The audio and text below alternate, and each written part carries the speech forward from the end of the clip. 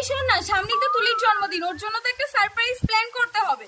হ্যাঁ তাহলে 300 টাকার মধ্যে একটা কেক কিনবো, হ্যাঁ 500 টাকার মধ্যে গিফট, হ্যাঁ আর ডেকোরেশন 200, তাহলে মোট মিলিয়ে হলো 1000 টাকা। হ্যাঁ। তুই 500 টাকা দিবি, আমি 500 টাকা দেবো, ঠিক আছে? কিন্তু আমার কাছে তো অত টাকা নেই। তাহলে এতক্ষণ হ্যাঁ হ্যাঁ কেন করছিলি?